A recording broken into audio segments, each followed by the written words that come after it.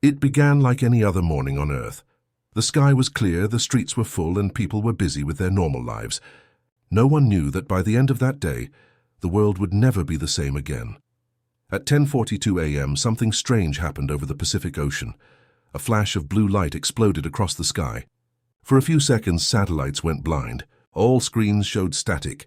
Airplanes lost contact. And then, a deep sound like thunder rolled across the planet. People came out of their homes looking up. The sky was cracking, not like lightning but like glass breaking. A glowing line spread across the clouds, growing wider and brighter. Children pointed, shouting in excitement. Adults stared, frozen in silence. In a control room deep under Colorado, scientists watched the radar screens go wild. Something massive was entering Earth's atmosphere. It was not a meteor, not a comet. It was slowing down. General Hayes stood behind the main console, eyes fixed on the data. Objects confirmed. Not natural, a technician said. How many? The general asked. Hundreds, sir. Maybe thousands. Within minutes, every nation was alert. Missiles were armed, jets scrambled, and world leaders called emergency meetings. But it was already too late. The sky broke open completely. A hole, black and swirling with energy, appeared high above the ocean. From it came the first ship. It was huge, shaped like a living creature made of metal. Its body shimmered with blue veins of light, moving like it was breathing. The ship did not communicate. It didn't send any signal or message. It just hovered silently, blocking out the sun, and then smaller objects began falling from it, landing all over the world. In Tokyo, a news helicopter caught the first clear footage. Something landed in the bay at a giant metallic sphere, and it opened. From inside, creatures came out, tall, thin, armored, their faces hidden behind smooth black masks. Their movement was fast, mechanical, too perfect to be human. People screamed. Police tried to stop them, but bullets bounced off their armor. One of them raised its arm, a beam of light shot out, and everything around melted in seconds. Cars, walls, people, gone. The invasion had begun. In New York, the sky turned dark as more ships entered. Electric systems failed. Phones died. Planes fell from the air. Panic spread faster than the news could travel. Governments tried to contact the invaders. No reply, only silence. Then across all radio frequencies, a strange sound started, like a whisper mixed with static. Scientists realized it was a code, repeating one message again and again: consume, convert, continue. In London, soldiers formed defensive lines waiting for orders. Civilians ran, hid, prayed. No one knew what these things wanted, but their purpose was clear: destruction. Far away in a military base under the Nevada desert, a small team watched everything through satellite feed. They were part of Earth's first response program, Sky Shield, created years ago for a threat that no one believed would ever come. Dr. Lena Ross, head of astrophysics, whispered, "We always wondered if we were alone. Now I wish we were."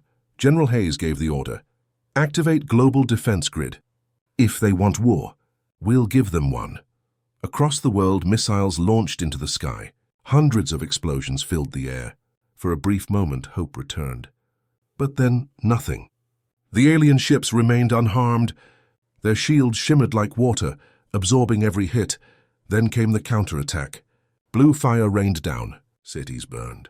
Mountains shook. In 1 hour, the world's power grid was destroyed.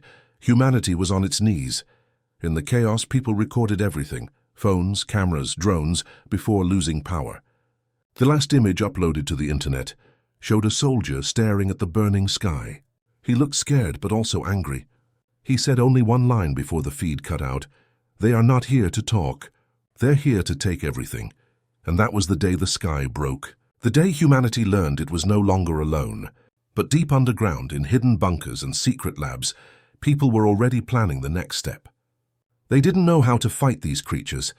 They didn't even know what they were. But one thing was certain: humans never give up easily. As the fires spread across cities and the alien ships filled the night sky, a quiet voice echoed in the darkness. If they came to conquer us, they'll soon learn what it means to fight humans. The war for Earth had begun. The world was burning. Smoke covered the cities, and the sky had turned black with fire. The invaders had landed everywhere, in every nation, every continent. Humanity was no longer fighting for victory. It was fighting to survive. The first wave hit New York, London, and Delhi at the same time. Thousands of alien machines poured from the sky, flying like dark metal birds, scanning everything with cold blue light. When they found movement, they attacked without warning. In New York, soldiers tried to hold the line near Central Park. Tanks rolled through the streets, helicopters hovered above, and civilians were rushed into shelters. But when the alien soldiers appeared, all human weapons seemed useless. Bullets bounced off their armor. Missiles exploded too early, caught by invisible shields. The aliens walked through fire like it was rain. A soldier named Ryan Cole fired again and again, watching his bullets spark against the enemy's armor. He shouted, "They don't die!" "What are these things?" Beside him, his commander yelled, "Keep firing! Make them bleed!" But nothing bled. Nothing screamed. The aliens kept moving forward, silent and cold. Across the world, it was the same. Paris, Beijing, Moscow, Cairo's all burning. In less than a day, half of humanity's defenses were gone. In the middle of chaos, a small group of scientists in Geneva were studying something strange. They had captured a damaged alien drone. Its body was cracked open, leaking glowing blue fluid.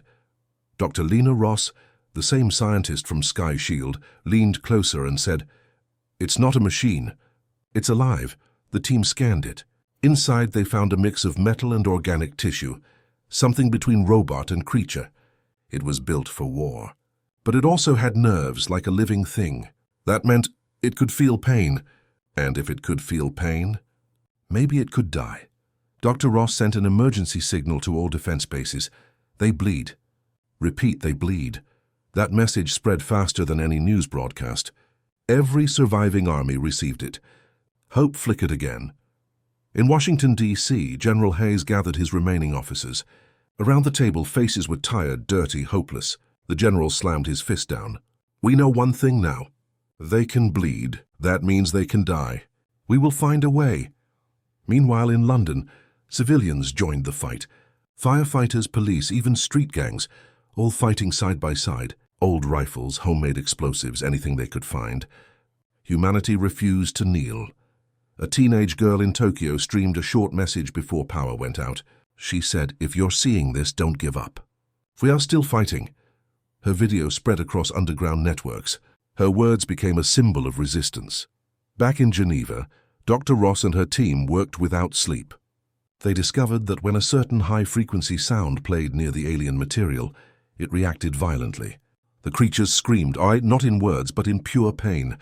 The team realized they had found a weakness, a sound that could destroy them from inside. They called it the pulse, but creating a weapon from it would take time. And time was the one thing humanity didn't have. In the streets of Mexico City, people fought using stolen alien weapons. When one of the invaders fell, humans picked up its gun, learning to use it against them. The tide began to turn in small places, street by street, house by house. On the 5th day of invasion, something incredible happened. In Australia, a squad of soldiers managed to shoot down one of the smaller alien ships. When it crashed, it split open, revealing hundreds of small pods filled with living matter. The aliens were growing their soldiers, cloning them directly inside the ships. They weren't an army, they were a swarm. General Hayes received the report and said, "They don't run out of soldiers, unless we make them." The first organized counterattack began. From underground bases, human jets launched into the sky. They were old, broken, repaired by desperate hands, but they flew. They fired everything they had. Dozens were shot down, but a few made it through. For the first time, one alien warship exploded in the sky. A bright blue fireball seen from miles away. The world cheered. It wasn't much, but it was something. That night, the remaining humans gathered in safe zones, whispering stories of courage. They didn't know if they would live to see tomorrow, but they knew one thing. They were not defeated yet. As the fires burned in the distance, Dr. Ross looked up at the stars and whispered, "They came for conquest. But they will leave in pieces." And far above Earth, in the dark void of space, the alien leaders watched in silence. One of them turned toward the blue planet and said in a language no human could understand, "They are learning too fast." The first week of invasion ended with half the world in ruins. Skies were still burning. Cities were gone. But the world was no longer silent. It was fighting back. For the first time in history, all nations spoke with one voice. Old enemies shook hands. Borders meant nothing now. Humanity had one name for its enemy, and one mission: survive. In an underground base below the Swiss Alps, the world's greatest minds gathered. Scientists, engineers, generals, all sitting around a long metal table. The air smelled of oil, dust, and fear. On the main screen, Dr. Lena Ross stood tall. She had dark circles under her eyes, but her voice was steady. "We have one chance," she said. "We can't match their strength, but we can break their control." She explained what they had discovered. The aliens used a kind of energy link to control their ships and soldiers, a shared frequency. If that link was disrupted, the invaders would lose coordination. They would become blind. That was the start of Project Retribution. It was a plan so dangerous that half the generals called it suicide. But Dr. Ross said one line that silenced everyone in the room. "They wanted our planet. Let's make them choke on it." Work began in secret bunkers around the world. Every surviving nation sent what they had: broken parts, alien wrecks, and human courage. Old machines were rebuilt, new weapons designed. And at the heart of it all was the pulse bomb, a device built from both alien and human technology. The bomb could create a powerful sound wave, tuned exactly to the alien frequency. If placed near their main command ship, it would collapse their entire network. But to deliver it, someone would have to go inside the enemy fleet. That mission was called Operation Dawnstrike, and the team chosen for it became legends before the mission even began. 5 people, soldiers, engineers, pilots, all survivors of the first battles. Captain Ryan Cole, the soldier who had fought in New York. Lieutenant Sarah Kim, our fighter pilot who had shot down 3 alien drones with a half-broken jet. Dr. Amir Khan, the scientist who cracked the alien language. Sergeant Luis Ortega, demolition expert. And Commander Helena Cross, the leader, calm, cold, and fearless. Together, they were called Task Force Zero. The mission was simple to say, impossible to do. Fly through the alien defense fleet, reach the mothership, plant the pulse bomb, and escape as if possible. Training began immediately. They learned to use alien weapons, fly hybrid ships, and fight in zero gravity. Every day felt like the last. But they smiled, joked, and trained harder. Captain Cole once asked Dr. Ross, "Do you really think this thing can stop them?" She replied quietly, "I don't think. I hope." While the team prepared, the war outside continued. Humans were adapting fast. They hacked alien tech, learned their patterns, even used their ships as traps. Every destroyed city became a fortress. Every survivor became a soldier. The aliens started to slow down. They were not expecting humans to fight this hard, this long. Their messages grew more chaotic, their attacks less organized. Something was changing. The hunters were becoming the hunted. And then, on the 20th day of invasion, humanity launched its biggest counterattack. Thousands of drones, aircraft, and hybrid ships rose into the air. It was the largest human fleet ever assembled. The battle lasted 16 hours. Both sides suffered massive losses, but this time humans didn't fall back. They held the line. That night, under a shattered moon, Task Force Zero stood before the launch platform. Behind them, the pulse bomb hummed softly, glowing with a blue and gold light. General Hayes gave a short speech. "You are the tip of humanity's spear," he said. "If you fail, there will be no one left to try again." Commander Cross saluted. "Then we won't fail, sir." As the hangar doors opened, the team's ship, the Resolute, lifted off slowly, its engines roaring. People from all around the base stopped to watch. Some saluted, some prayed, some cried. Dr. Ross watched in silence, whispering, "Come back home." The ship broke through the clouds, vanishing into the burning sky. Its destination, the alien mothership, still hanging in orbit like a dark god. In that moment, humanity was no longer afraid. They had suffered. They had bled. But now they were striking back, and as the stars swallowed the ship's light, a single message played across all human networks. "We are coming for you." High above the Earth, the black sea of space burned with light. The alien fleet circled the planet like a cage of fire, and flying straight into that cage was the Resolute, humanity's last hope. Inside the ship, Task Force Zero sat in silence. Each member knew what this mission meant. There would be no rescue, no retreat, only victory or death. Commander Helena Cross looked around at her crew. "Remember," she said quietly, "we're not dying today. We're making history." The ship shook as it entered enemy territory. Alien drones swarmed toward them, glowing like blue comets. Lieutenant Sarah Kim gripped the controls. Her voice was calm, almost cold. "Let's dance," she said, and fired. Lasers flashed across the dark. The Resolute spun, dodging beams that could slice a mountain in half. One drone exploded, then another. But for every one they destroyed, 10 more appeared. Down on Earth, millions watched through the last working satellites. The battle in space looked like a storm of stars, burning, colliding, dying. Everyone held their breath. Meanwhile, on the surface, human armies were not sitting still. They launched their biggest assault yet. From London to Tokyo, from deserts to frozen tundra, people fought back. Old tanks captured alien cannons, fighter jets built from scrap, all moving as one. The world was fighting not just for survival, but for revenge. Back in orbit, the Resolute took heavy damage. Warning lights flashed red. Sergeant Ortega shouted, "Shields down to 20%. Commander Cross didn't blink. "Keep going. We're not turning back." Dr. Amir Khan worked furiously on the pulse bomb controls. They had to reach the center of the fleet, the mothership. It was a massive structure, the size of a continent, covered in living metal that pulsed like a heartbeat. From it, all the alien ships received commands. Destroy the mothership, and the invasion would collapse. Sarah Kim pushed the ship faster. They dodged a beam by inches, flew through an explosion and broke formation.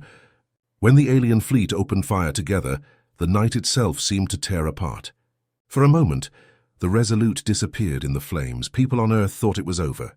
But then, through the smoke, the ship came out, engines screaming, hull burning. Humanity cheered. Inside, Captain Ryan Cole stood by the window, staring at the massive alien ship ahead. "That's our target," he said. "Let's end this." The team prepared for the final run. Dr. Khan activated the pulse bomb. Its blue light filled the cabin, vibrating the air. "So you have 3 minutes once it's armed," he warned. Commander Cross nodded. "Then let's make them count." The Resolute dived straight toward the mothership's center. Alien defenses lit up like fireflies. Missiles, plasma bursts, energy waves, all crashing toward them. Sarah flew through them like a ghost, weaving, rolling, barely alive. Then finally, a impact. The ship smashed through the mothership's outer wall, crashing inside a long corridor of glowing flesh and metal. Alarms blared. They had made it in. Smoke filled the cabin. "Everyone move!" Cross shouted. They grabbed the pulse bomb and ran through the wreckage. The alien walls moved like muscle, closing in around them. Ryan fired his rifle, cutting a path through crawling drones. Ortega placed charges behind them to block the way. Finally, they reached the core, a massive chamber glowing with blue fire. It pulsed like a giant heart. "This is it," Dr. Khan said. "The control node." They placed the bomb in the center. Khan started the countdown. 3 minutes, but then the walls opened, and the alien commander appeared. Taller than any human, covered in black armor, eyes burning with light. It spoke in a deep, distorted voice. "Our kind resists. Illogical." Commander Cross raised her weapon. "Get used to it." She fired, and again. The alien staggered, roaring. Ryan jumped forward with a grenade, detonating it at the creature's chest. The blast threw everyone back, smoke, silence. Then the alien fell. "Time." Cross gasped. Khan looked at the timer. 30 seconds. They ran toward the escape pods, but the path was blocked. Ortega looked at the others and smiled sadly. "Go, I'll clear it." Before anyone could stop him, he ran back and detonated his charges manually. The explosion tore the passage open, but he was gone. The others escaped in the last pod, launching just as the mothership began to shake. The pulse bomb went off. For a moment, space turned white. A silent wave spread across the stars. Alien ships froze in mid-flight, their lights dying one by one. Then they fell, made burning, crashing, breaking apart. From Earth, it looked like a second sunrise. The sky lit up with thousands of falling stars, the enemy fleet dying. People cried, screamed, and shouted in joy. Humanity had done it. The war had turned, but in the silence of space, deep within the wreckage of the alien mothership, a single dark signal pulsed again. Weak but alive, they were not gone yet. The Earth was quiet. For the first time in weeks, the sun rose over cities that were broken, scarred, and smoking. Rubble lined the streets.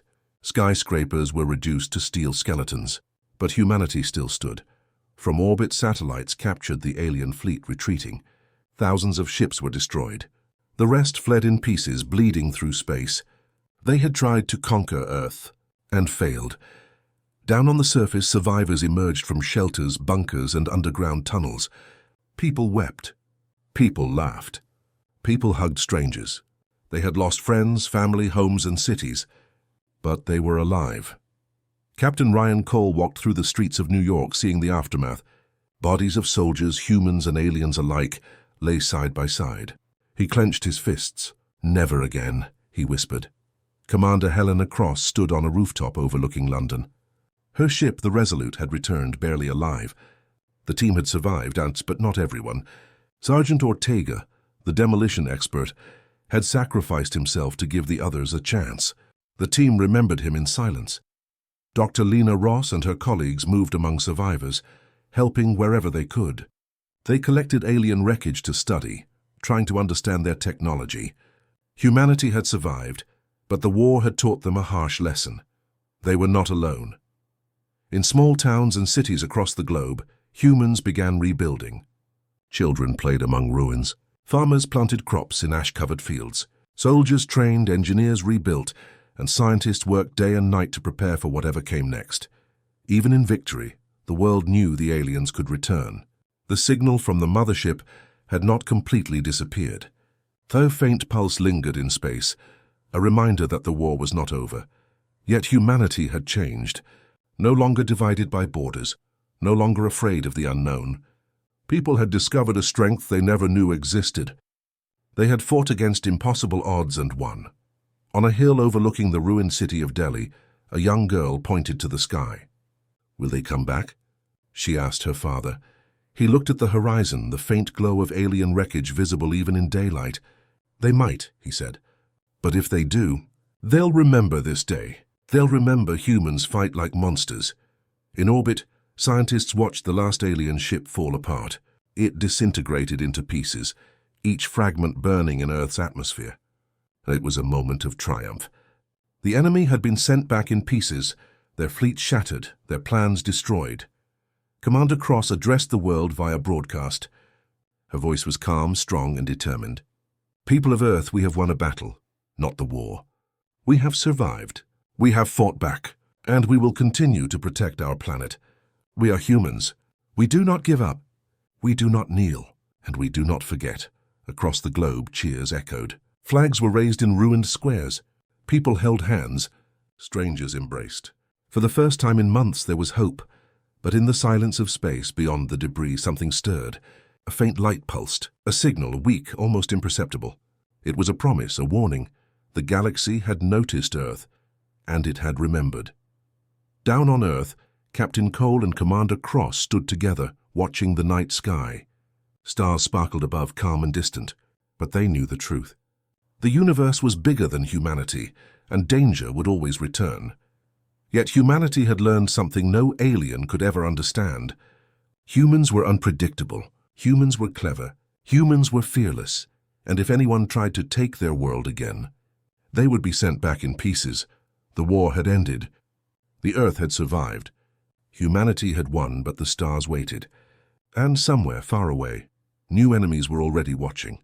The final words echoed in every survivor's mind. They tried to invade Earth.